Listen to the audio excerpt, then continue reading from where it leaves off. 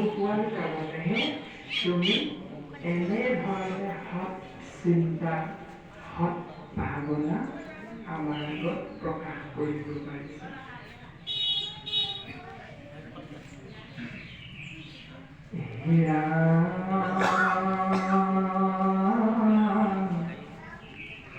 মুখৰ সাধনটো জগতৰে শীত লভিলে মুকুতি যিটো তাহাৰো বাঞ্ছিত।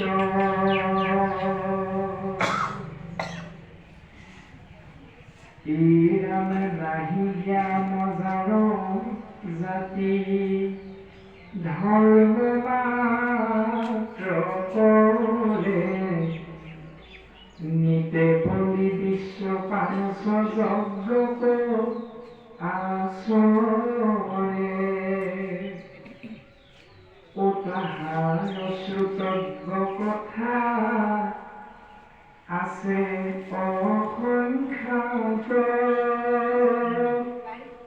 হৰি বিমুখৰ কথা হৰি বিমুখৰ হোৱে ব্যৰ্থে আয়ুপাত।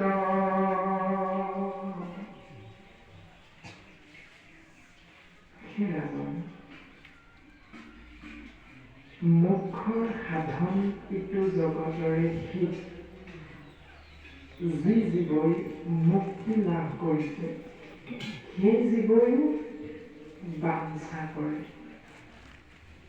অমৃতময় কৃষ্ণ নাম মহাভাগৱত কথা লাভ কৰিবৰ বাবে। ৰাজন তুমি শুনাচোন নাহি জ্ঞান যাৰ জাতি ধৰ্ম মাত্ৰ কৰে।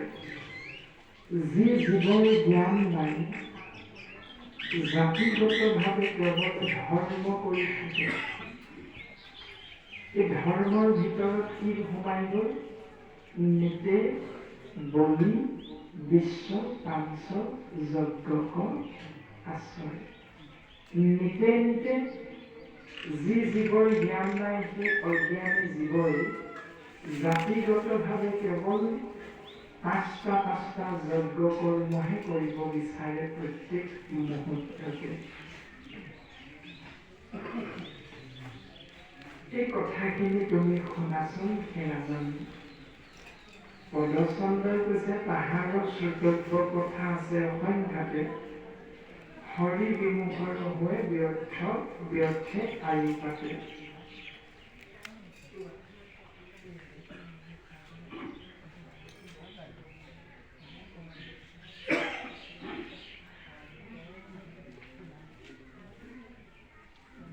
কৃষ্ণ কৃষ্ণ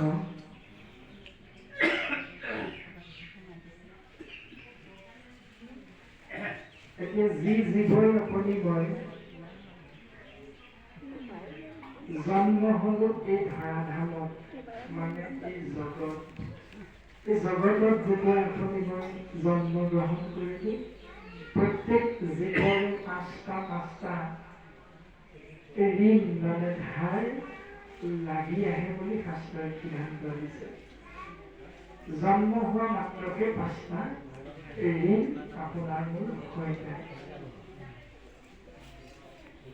পিতৃ ঋণ, ভূত ঋণ, ঋষি ঋণ, পুষ্য ঋণ আদি ধৰণে দেৱ ঋণ আদি ধৰণে পাঁচটা ঋণ মানে ধৰুৱা হৈ আপুনি মই জীৱবিলাক এই সংসাৰত বিচৰণ কৰি ফুৰিব লগা। সেইকাৰণে আপুনি মই কি কৰোঁ যে পৰলোকগামী হোৱাৰ লগে লগে আপুনি মই পিতৃ মাতৃৰ ঋণ পৰিশোধ কৰিবৰ বাবে শ্ৰাদ্ধ পিণ্ড আদি কৰ্মবিলাক কৰিব লগা হয়। এইবুলি আমি সিদ্ধান্ত দিলোঁ। এনেধৰণে সেই পাঁচটা ঋণৰ পৰা মুক্তি হ'বলৈ মুক্ত হ'বলৈ আপুনি মই জীৱবিলাকে কৰ্মবিলাক কৰিব লাগিব।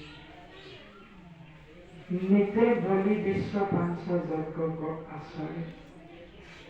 বলি দান যজ্ঞ আদি আদি ধৰণে আপুনি মই কৰ্ম কৰিব লগা হয়। এতিয়া শাস্ত্ৰই সিদ্ধান্ত দিলে যে বলি দান বুলি কৈছে আপুনি মই কিবা এটা জন্তু বা কোলা বস্ত্ৰ এখন আদি আদি ধৰণৰ বিষয়টোক দান বুলি ভাবোঁ আৰু বলি বুলি ভাবোঁ।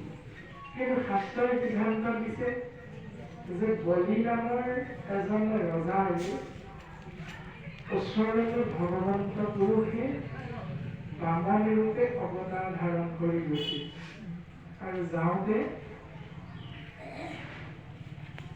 এই বামন ভগৱন্ত পুৰুষে বলি